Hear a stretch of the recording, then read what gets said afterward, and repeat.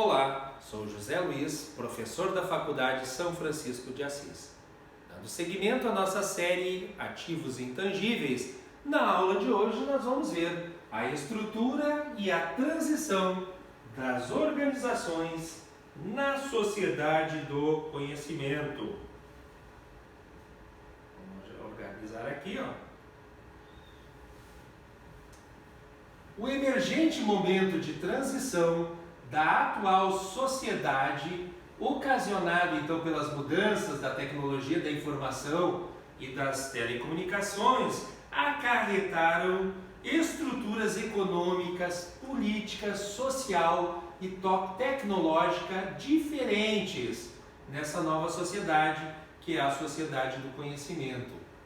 Contudo, o processo de mudança, ele possui um aspecto heterogêneo, pois é sabido que algumas sociedades indígenas até hoje ainda subsistem basicamente como uma sociedade agrícola. E ainda que a passagem da economia industrial para a pós-industrial também não vai ser estanque, e consequentemente ainda haverá demanda por serviços, ou seja, o mercado irá continuar ainda consumindo produtos industrializados, mesmo que a gente faça a passagem de uma fase ou de uma era para outra.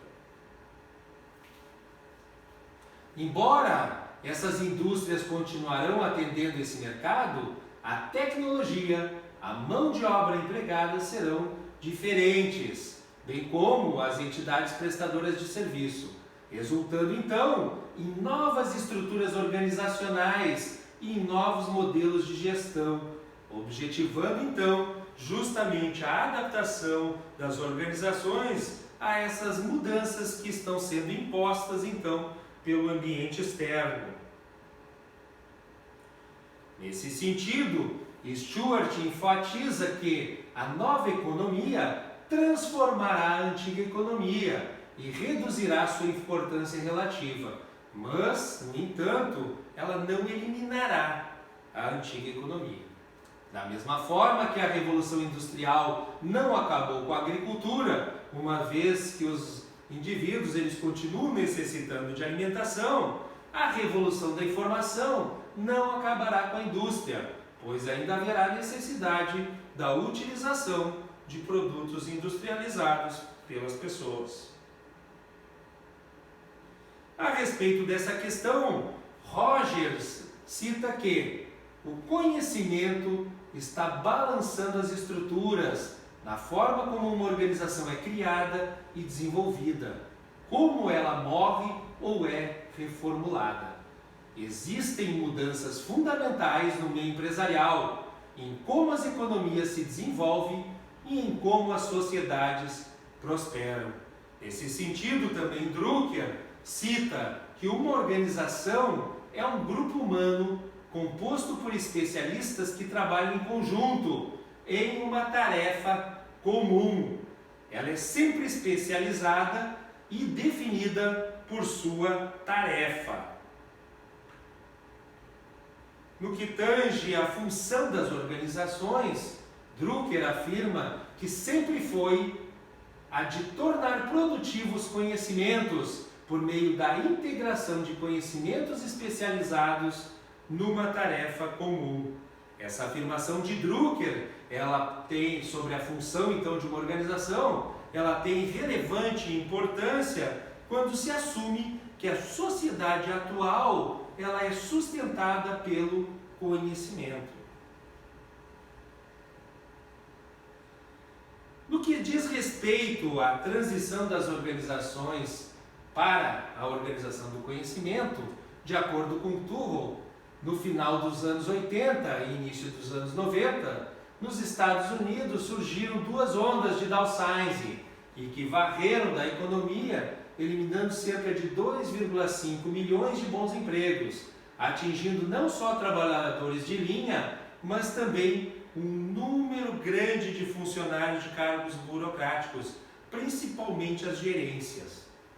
Reduções no quadro de funcionários em épocas de recessão tem sido prática comum, No entanto, as reduções iniciadas nesses conturbados anos 90 e que continuam até os dias atuais, elas chamaram a atenção devido ao fato de que elas também ocorreram em empresas lucrativas e não só naquelas que se encontravam em dificuldades financeiras. Corrobora com essa afirmação Singer, ao observar que a década de 90 marca a entrada do Brasil no cenário internacional, partindo para a globalização, com a queda de suas barreiras alfandegárias, que embora trouxesse então desenvolvimento e competitividade para o país, trouxe sérias consequências na área social e que refletem até o momento atual. Além disso, também uma matéria vinculada na Folha de São Paulo, à época, cita que a abertura da economia ao exterior nos anos 90 gerou para o país 3,3 milhões de desempregados, ritmo de um desocupado a cada 1,1 minuto. Em termos percentuais, isso representa 7% de desempregados em 96, o nível mais alto desde que houve então a medição desse fenômeno. Então esse foi o efeito colateral da globalização, esse aumento do desemprego. Antunes verificou que a partir dos anos 60, várias técnicas gerenciais foram desenvolvidas, acreditando ser uma decorrência natural dos estudos iniciados em administração científica por Taylor, no caso, procurando aplicações práticas em respostas às mudanças impostas pelo meio externo nas organizações. No entanto, não existe um consenso entre os principais especialistas do assunto sobre o que é técnica e o que é modismo em relação à reengenharia, a downsize, a terceirização, a gerenciamento da qualidade total, entre outras. O importante é que, independentemente do nome ou da técnica utilizada, muitas organizações ou reduziram de tamanhos, ou foram compradas, fundidas, incorporadas, ou até mesmo muitas entidades foram liquidadas. Essa foi a nossa aula de hoje. Obrigado a todos e até a nossa próxima aula.